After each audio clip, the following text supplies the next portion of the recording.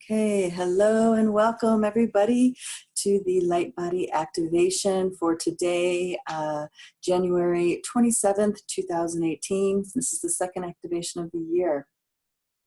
And today's topic is transcending the stories of the soul's journey. I'm going to have to do some explanation around that because many people in their healing practices or even in their spiritual practices don't necessarily have much curiosity or know much about what's beyond the soul, what's beyond that level of understanding of self on a soul level. So I'm going to talk about that. If you have any questions, please make sure that you put them in the comments. And as you join the group, please also know to mute yourself, and that way the recording stays clean. Okay, because there'll be a really weird echo when some are not muted, and sometimes, you know, just the background noise of where you are will come into the recording. So thank you very much for that. The soul's journey, transcending the soul's journey. What's this all about? Okay, so let's see where to begin. Okay, before I get I get on tangents and I get rolling on a topic, and I don't want to necessarily interrupt that because that's kind of like me. I'm like opening up the cosmic libraries and I'm just downloading information. And this isn't just information. These are nuggets of, these are light codes, these are frequencies that I'm transmitting as well as my moving mouth parts. This is to quote a dear sister who I really enjoy, Flying Rainbow Lasagna Aurora. I just love listening to her. This is one of those expressions that just makes me laugh. So I'm transmitting information via my mouth, the words, okay? But I'm also transmitting data sets and light codes like this. So what I'm downloading is information not just for the mind, okay, but it's also awakening different levels of consciousness within, okay, via these light codes and these other kinds of transmissions. So part of saying yes to being, part of what you do to partake in this is call me into your space. And as that's like you saying yes to receiving these transmissions. Now, any of these transmissions that are appropriate for you or not appropriate for you, your higher levels, your higher self, your healing entourage will totally modulate that according to what's appropriate for you. So don't worry about downloading too much necessarily, okay? Or having that experience of sticking your finger in the spiritual lightning socket, as I spoke about in some previous videos. So no worries on that. And just some logistic stuff, please make sure you mute yourself when you come on, and also make sure you're in a room where you will not be disturbed, where you can just let yourself go into an altered state. The reason why this altered state happens is because I'm transmitting on all these levels, but also I'm opening up doorways to frequencies that the conscious mind is not used to, or not accustomed to, or able to process. And in order for you to get out of the way and have this soul level and beyond work happen, it's like you need to be, the conscious mind of who you think you are needs to be, asleep or, out of the way, like I said. So like this. Some people have expressed frustration that they almost fall asleep right away all the time. And I just want to assure you, you are definitely still getting the work in the download, even if you fall asleep. Okay. Because like I said, this is beyond space and time. You are saying yes. And these are your higher levels at work. It's like, oftentimes people don't feel like the experience was validated, or it's not a valid experience because their conscious mind wasn't part of it. And I'm here to tell you that that's not at all the case. We are working multidimensionally all the time. We are not always, and most of the time, we're not aware of what's going on until one day we wake up to that level of who we are. So who is that level of who we are? Okay, so we're going to oftentimes I talk about the ancestral heritage of your genes, of your DNA, and working on that level. And today we're not going to work with that. We're going to work with first opening up the lenses and the fields to the soul's journey, but then experience what's beyond the soul's journey, what's before this, and unravel stories, mechanisms of separation that actually manifested the perception of the soul's journey. So this is a really high level of working, and it's very likely that a lot of you guys will fall asleep or have that altered state happen. So that's why I'm addressing that right now. because when I start talking on these levels, it happens, you know, until it doesn't, like I said. All right, so the soul's journey. This is what we would perceive as the Akasha. The Akashic Records is in the halls of Amenti. These are, libraries of record of all the events that happened in your soul's journey from the time of separation. But there is a gap in understanding, because there's actually some frequencies, some levels of existence that happen between the moment of separation and the formation of what we would consider the soul's journey. So I'm going to talk about those. So in the background, I have some charts here. Okay. And those of you who have been studying this work with me for a while, you know this very, very well. This is more for the benefit for those who are a little bit unfamiliar with what I'm talking about. Okay, so the Akasha, all right, I'll just breeze through these really quickly. Iron crystal core, the lens for this is the perineum. This is the 1D. 2 and 3D, this is the telluric realm, elemental consciousness, your genes, your DNA, like this. The base level molecules of that DNA, like the vessel of what the base molecules are, combined with the 3D experience, are both lenses that are located in the sacral chakra. And then you have the 4D lens, which is we perceive through the solar plexus. We have 5D, which is the Akasha. So this would be the lens of the heart space.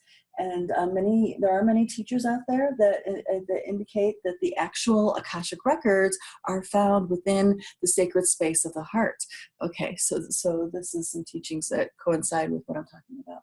And then you have 6D, which is your light body, your map, so to speak, of the unfoldment of your consciousness of all these experiences that you're having, okay? As your consciousness imbues denser levels of reality, all of what happens in those denser levels is based off of the blueprint of your 6D light body. And then we would consider this like a light code, sacred geometry, the Platonic solids as theorized by Plato, stuff like this. And then before consciousness takes structure, takes light form, we are a sound wave. Okay, and this is expressed like the soul having a song, like this. And this sound wave is the 7D lens that we perceive right through here. Okay, and then we have 8D, which is how we connect with what we would call God, divine consciousness. Okay, and this is our crown chakra. And then you have 9D, which is the Viracocha, the 8th chakra that's right above here. And this is the doorway to actually going beyond the Milky Way galaxy. And there's a lot of ancient indigenous teachers that, well, this is a very rich teaching, let's put it this way, in the talking about the Viracocha Anakarana 8th chakra, okay? And so what happens is we are going to get past the field of the Akasha and start working not just at the 7D level, at the moment of our separation becoming a song, okay? Because at this level, a single thought creates these waves that go through creation and manifest through density, okay, like this. So if for some reason there's a photon of you that you're embodying right now, or a photon that's a part of you right now that's separated from the all that is on something less than the bridge of love, like you feel like you got kicked out, or you feel like, you got pushed out or something like that, that single thought form becomes part of your blueprint, okay, which becomes your Akashic journey, which becomes, okay, who you think you are, imbuing in this physical body, and so on and so forth, okay? So we want to not just go into these levels, but go into, before we even came to this galaxy, what's going on? What things did we bring in to the Milky Way galaxy that's informing our experience in the here and now via the light body and the rest of the dimensional levels, okay? So this is what I'm talking about. And this is also why, let me adjust this. This is also why I talk about these Lightbody activations. The people who are coming here, you already have levels of expanded awareness. You already are psychic. You already are intuitive. You are in touch with aspects, your multidimensional aspects enough where we can open these fields. Because if I'm opening these fields up, these cosmic levels up, and you're really buying into who you are, like this is your only lifetime, this is it, this is, you're really buying into anchored in belief systems and limiting limiting beliefs like this. It's like you're not going to be your presence within this collective field will affects the entire field, and it will not allow us to open up these other levels. But you guys are here, and you're here because you can open up to those other levels, and you're going to assist, and by you participating, you're assisting us as in the collective in opening up more and more and more and more, if that makes sense. Okay, so there's times when the collective field can expand, all right, into the infinite nature, and what's required is that we have a collection of open people. We have a collection of people who are aware of themselves on other levels other than just who they think they are. Now, hold on a second, I have a question here. Is the halls of Amenti, not sure how to spell, is one of the dimensions or the same as the Akashic? Right, that's an excellent question. All right, so there are realms within realms within realms within realms. Okay. And this is a teaching actually that comes from the Sasquatch. And this is that, within your third eye are all of your chakras, of all of your energy centers, the blueprint of the wavelength of your entire unfoldment. Okay. But also in your root, I'm going to go all the way down to the root here, root lens. Within your root lens exists all of the chakras, all of the lenses, okay? And this is true with every single chakra lens that we have, okay? All of them contain everything, okay? So when I differentiate between the Akasha and the halls of Amenti, these are realms within realms of each other, okay? These are just different levels of realms. So the Akasha is often, all right, so here, let me back up for a second. When you're reading the Akashic Records, when you have access to those libraries, you only can access the libraries of which you have photons that have experience in those realms, okay? So most of the time, the Akasha, when people go into the Akasha to clean, the Akashic Records to clean out agreements and contracts and so on and so forth like this, they are particularly limited to the human experience. And this is because the person going into the records is focusing on the human experience and perhaps has not opened up to the higher levels of who they are, understanding that they are a cosmic being in a human body or a galactic being in a human body, okay? So oftentimes, so you have to reach a certain frequency, a certain expansion within yourself, which how it's done is by quantum soul retrieval, which is why we do this, guys. I mean, we're clearing out, we're expanding, we're activating all these levels, and then we're getting our soul pieces back on that are alive and living on all these levels. This is how we do it. So, so it's like you have to have a certain level of frequency access to transcend the Akashic field and go into what would be perceived as the halls of Amenti. Now, the Akashic field is like a collection of incarnational experiences where we made records of promises, agreements, we made conclusions about what it is to be alive, what it is to live on this planet or on Mars or on Meldeck or whatever, okay? We have that. But before we even start manifesting in that level of density, okay, before we started manifesting on this level, the 4D is specific to Earth, okay, we had an existence up here. And the halls of Amenti is addressing the existences up here, okay? So the existences, the conclusions, the thoughts, the different things that happened before we started manifesting into matter. Does this make sense, the way I'm saying it?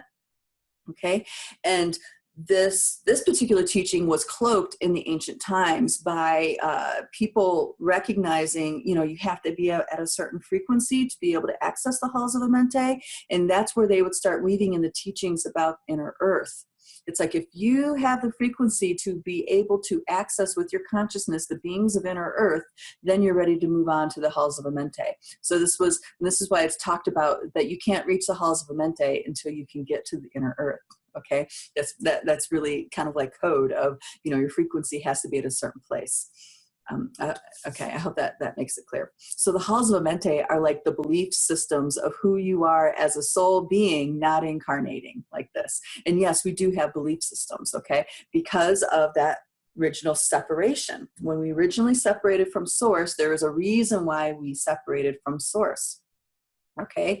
And maybe it was to go have fun and have a blast and see what else there is, to explore. Maybe there was like, a wonderful feeling like this, or maybe there was a thought form, there was a thought form of suffering that happened and you wanted to save, stop, heals. You know what I mean?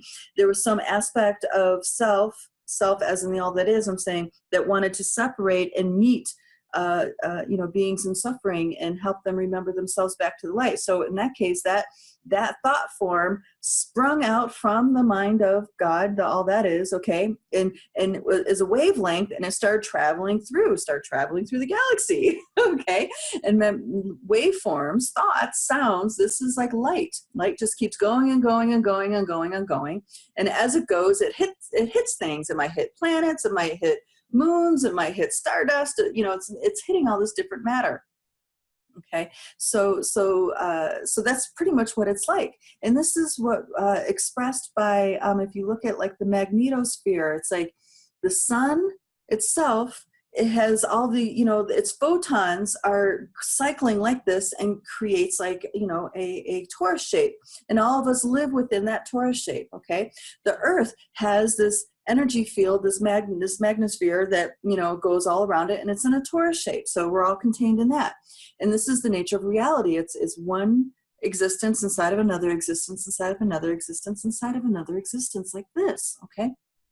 So things that are emanating out of the black hole in the center of the Milky Way galaxy, that's conscious thought forms. Those are waves of creation. And those wave of creations make up all of the elements of who and what we are, what we're experiencing in the here and now.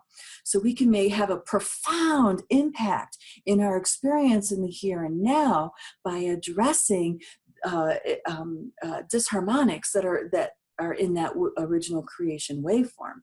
And in the actual training, in the Looking Glass training, I go much more deeper into this topic. But for understanding here, we need to agree that there's an existence beyond our soul's journey, and that can be reached, and we can reharmonize the harmonics, the disharmonics that are on those levels, okay? Now, people have said that, once you're in the Akashic field, all is one, there is no duality. And actually, and that's not totally true. There is not polarity like in 4D, like what we have on this planet, but there are mechanisms of separation. There are mechanisms used to create the perception of what is a soul's journey, okay? And how I came to this, how I learned about this, was experiencing galactic beings in a human body. These are beings that went directly from being a galactic into human form, which is, one of those people is Aurora, the one that I talk about, the flying rainbow lasagna lady. But she's not the only one. There are several beings that have come to this planet that this was their first incarnational experience at all in this galaxy, as far as coming into this level of density, And when you experience them and you talk with them, it's like, they're radiating, they're emanating the truth of what it is to be without a soul's journey. It's like they don't have the same kinds of hindrances. Now, in the healing world, especially among light workers, I can put my finger on some of these hindrances, and that is like the idea of having a mission. I'm here on a mission from God. All right. I've said this myself for many, many times.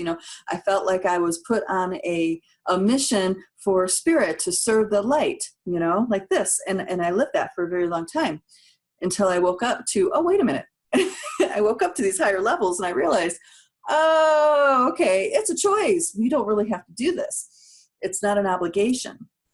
Okay, though many of us feel the weight of our spiritual journey as an obligation. Okay, and this is the kinds of things that we need to clean up in our soul's journey, so we can have the experience in the here and now of no longer learning through suffering, no longer learning through the suffering of limitations and and missions and failure or success or whatever, transcending all that and having our experience in the here and now on this planet, one is a path of joy where we're exploring in our expansion, and we're exploring in the joy of our creation, and, in our expression of the truth of who we are. But the healing of that, we need to go beyond the soul's journey. We need to go to these higher levels of organizational forces of consciousness and unravel the disharmonics. And this is why those of you that are in the Lightbody or in the Looking Glass program, I asked you guys to start doing that forgiveness practice between the dragons and the angels, because those are both original thought forms that sprung out of the mind of creation. Okay, and those are really high, very high level beings. All right, so that thought form sprung out of the mind of creation, right? And it was a wave traveling through the Milky Way, through the cosmos, but particularly the Milky Way I'm talking about, and it wove in those rhythms, those waveforms have woven into who we are in the here and now. So all of us that are incarnating in a human body, okay, because of this DNA that we're imbuing, that was, DNA was donated by different star tribes to create this genome, because of our stellar heritage, all right, all of those waveforms that were emanated, that sprung out of the mind of God, are woven are organizing who we are in the now with this, our consciousness, but also this body. Okay, so we all have a lineage. We all have a dragon lineage. And I'm not just talking about the Dracos, reptilians. I mean, that's small stuff, really. Those are the little guys. Those are the peons, so to speak. Just like many of us consider us as peons, because, we're just this little thing. Until we wake up to our multidimensional self, then we realize how vast we are. We are vast master creators, okay? So the whole drama with the reptilian thing is what I'm saying, is just a small, tiny snippet of the overall bigger picture of who we are, okay? And we all also have a lineage of archangels that we've stemmed from. Okay, so many of you resonate with an archangel or two or many, okay? And there's a reason for that. It's because that they're part of that lineage of who you are in the here and now. So I hope I was able to explain that enough. Let's see. Okay, yes. I do want to, there are two types of beings that have been incarnating. When I'm talking at a very, really high level, there's two sources of beings, two sources of thought forms that beings are incarnating from. One is that you journeyed through and you emerged out of the black hole of the center of the Milky Way galaxy. This is what the journey of self looked like. You emerged out of the black hole into the Milky Way galaxy, immediately became one with all that it is, and lived in, say, what people would call the kingdom of God. Okay, you were there. You were one with all that is. You were one with creation, that like this. And then from there, you separated out for whatever reason, and you became a waveform, simply a waveform. All right, and you experienced yourself as waveform. And then from there, you went down the dimensional ladder, okay, into density, okay? Now, at a cosmic level, density is very, very interesting. It's a playground. Now, when you're in density, you forgot who you are there, so it's a much more intense experience, and we don't necessarily consider it a playground until we do, of course. Okay, so there's the beings that got here that way, but there's an alternate way that beings came in, and this is the angels that came from Andromeda.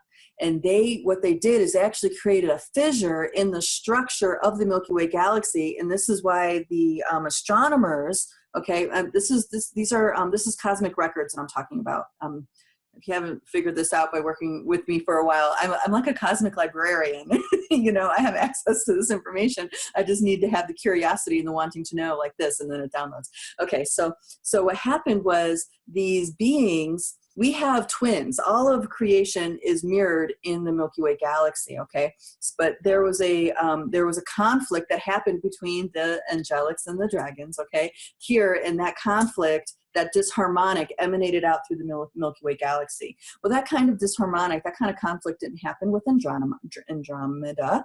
So, and there were beings in Andromeda that were connected with beings here in the Milky Way, and they wanted to save, you know, us from that harmonic, from that disharmonic that was emanating through creation, okay?